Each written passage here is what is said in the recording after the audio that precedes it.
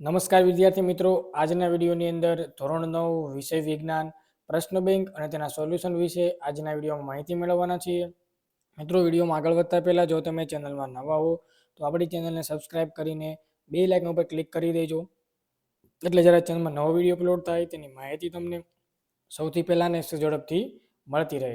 આ વિડીયોના સોલ્યુશનની પીડીએફ ફાઇલ, પ્રશ્ન બેંકની પીડીએફ ફાઇલ જે પણ મિત્રોને ડાઉનલોડ કરવી હોય તો વિડીયોના ડિસ્ક્રિપ્શન બોક્સમાં તમને ટેલિગ્રામ ગ્રુપની લિંક આપેલી છે, તો આપણા ટેલિગ્રામ ગ્રુપમાં તમે જોઈન થઈ જજો. એમાં જ્યારે પણ પ્રશ્ન એક્ઝામ લેવામાં આવે તો એનો પ્રશ્ન બેંક, એનું સોલ્યુશનની બધી જે પણ પીડીએફ છે એ આ ટેલિગ્રામમાં મૂકવામાં આવે છે, તો સૌથી પહેલાં તમને મળી રહે. તો જોઈ શકો છો ધોરણ 9 તમને આની અંદર આપેલું છે. સબ્જેક્ટ છે સાયન્સ, ક્વેશ્ચન બેંક નંબર 5, જાન્યુઆરી 2024, માર્ક્સ છે 25. ચાલો જોઈએ અંદર શું કહે છે. સૌથી પહેલા આપણે પ્રશ્ન નંબર 1 લઈએ, જે તમને 4 ગુણનો આની અંદર તમને આપવામાં આવેલો છે. ચાલો પ્રશ્ન નંબર 1, 4 ગુણ. તો કે આ વિભાગમાં કુલ 10 પ્રશ્ન આપેલા છે, જે પૈકી કોઈ પણ 2 પ્રશ્નો તમારે લખવાના છે. દરેકનો મિત્રો 2 ગુણ છે. આ 10 માંથી તમને શિક્ષક તમને કોઈ પણ 2 પ્રશ્નો આપશે. તો પહેલું લઈએ, ચાલો. NaNO3 સોડિયમ નાઇટ્રેટના આણ્વિય દળની ગણતરી કરો. એટલે કઈ રીતે લખાશે જો. પહેલા તો સોડિયમ, પછી બીજું કોણ નાઇટ્રોજન, અને ઓક્સિજન કેટલા? 3, તો 3 ઓક્સિજન. સોડિયમ, એક સોડિયમના કેટલા થાય? 23 થાય. એક નાઇટ્રોજનના કેટલા થાય? 14 થાય. 3 ઓક્સિજન, તો ઓક્સિજનના 1 ના 16 થઈ ગયું. તો 23 બધાનો સરવાળો વત્તા 14 વત્તા 48. જે પણ જવાબ આવે તમારે કોમેન્ટ કરવાની છે કે સાહેબ મારે આ જવાબ આવ્યો, એટલે તમારો 2 ગુણનો પ્રશ્ન કમ્પ્લીટ. બરાબર. બીજો સવાલ, કેલ્શિયમ કાર્બન એટલે CaCO3 થાય. શું થાય? અને સોડિયમ સલ્ફાઇડ Na2SO4. પછી CaCl2 માટે એકમ સૂત્રની દળની રચના કરો. પછી K2CO3 એકમ સૂત્રની રચના કરો. HNO3 આણ્વિય દળની. HNO3 માં પણ સેમ આ રીતે કરવાનું. કઈ રીતે? તો HNO3 લખી નાખો HN, ઓક્સિજન કેટલા? 3, તો 3 ઓક્સિજન. હાઇડ્રોજનનો 1, નાઇટ્રોજનનો 14 અને 48. 16 થી 48, એક ઓક્સિજનનો 16 થાય. બધાનો સરવાળો કરી નાખો. તમારો જવાબ આવશે, તમારે કોમેન્ટ કરવાની છે. ક્લિયર છે ભાઈ? આ બીજી સવાલ છે. 2 થઈ ગયા. બધા ફટસને એકવાર જોઈ લઈએ. ચાલો. આપેલ આયનોનો કોઈ પણ 2 સંયોજનો લખો. SO4 2- હોય તો 2K+ લખાય. Cl- તો Na+ લખાય. Cl માં પછી Na+ તો Cl-. 2 સંયોજનો લખવાના છે, તો તમે શું લખી શકો? MgSO4 અને NaCl. તો આ સંયોજનો તમારા થઈ ગયા. બહુપરમાણીય આયનો શું છે અને ઉદાહરણ આપો. રાસાયણિક સૂત્રનો શબ્દનો અર્થ આપો. પછી Na2CO3 અને CaCl કેટલા અણુઓ હાજર છે? તો આમાં 1 2 3, આમાં 1 2 3. બરાબર. ચાલો આગળનો પ્રશ્ન લઈએ. ઓક્સિજન અણુની સાપેક્ષ આણ્વિય દળ 16 છે, તેનો અર્થ સમજાવો. આ રીતના 10 સવાલ તમને આપેલા. 10 માંથી તમારા વર્ગશિક્ષક તમને કોઈ પણ 2 પ્રશ્ન આપશે. જે પણ મિત્રોને પીડીએફ ફાઇલ ડાઉનલોડ કરવી ટેલિગ્રામ ગ્રુપમાં જોઈન થઈ જજો. એમાંથી તમને પીડીએફ ફાઇલ, સોલ્યુશનની પીડીએફ ફાઇલ, પ્રશ્ન બેંકની પીડીએફ ફાઇલ મળી જશે.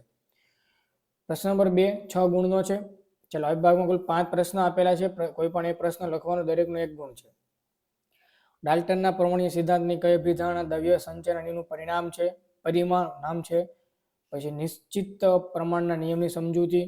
કાર્બન ઇલેક્ટ્રોન રચના 2 6 છે, તો વિધાન મિત્રો ખોટું છે. એની રચના 2 4 થશે, કેમ કે પરમાણુ ક્રમાંક એનો 6 છે, એટલા માટે. એટલે આ તમારું ખોટું છે. જો કોઈ એક તત્વનો પરમાણુ 11 હોય એટલે સોડિયમ થાય. બરાબર. સોડિયમનો પરમાણુ ક્રમાંક 11 થાય એટલે 2 8 1 થાય. તો ઇલેક્ટ્રોનની સંખ્યા પણ 11 થશે. બરાબર. તો યસ, જવાબ સાચો છે. Na2O નું સૂત્ર એકમ દળ ખાલી જગ્યા છે. ઓકે. તો આવા સવાલ તમને આપેલા છે. ચાલો બ નંબરની આપણે વાત કરીશું.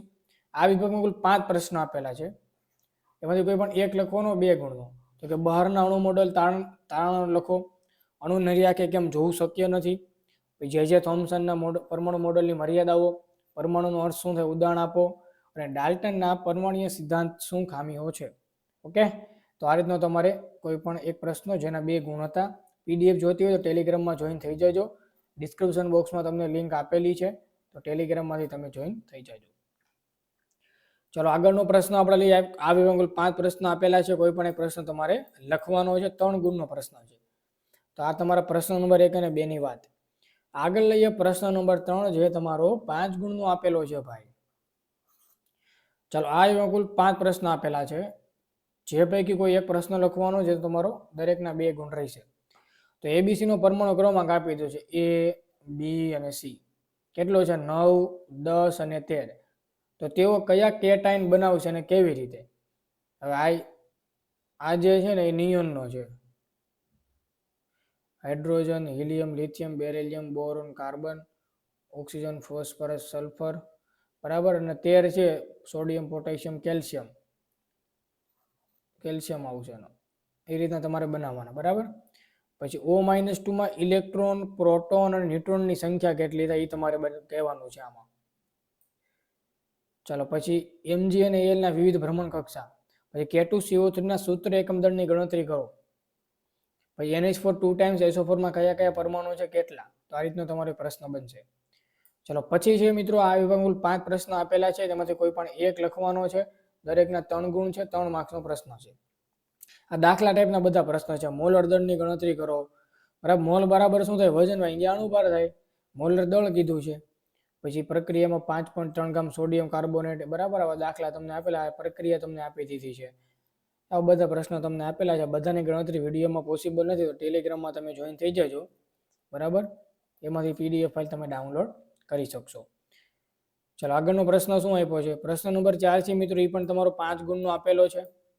આમાં પણ 10 પ્રશ્નો છે, એમાંથી કોઈ પણ 2 લખવાના છે, 2 ગુણનો, દરેકનો 1 ગુણ છે, બરાબર. ડાલ્ટનના પરમાણ્વીય સિદ્ધાંતનું કયું અનુમાન ઉર્જા સંરક્ષણ નિયમ સૂચવે છે તેમાં લખવાનો છે.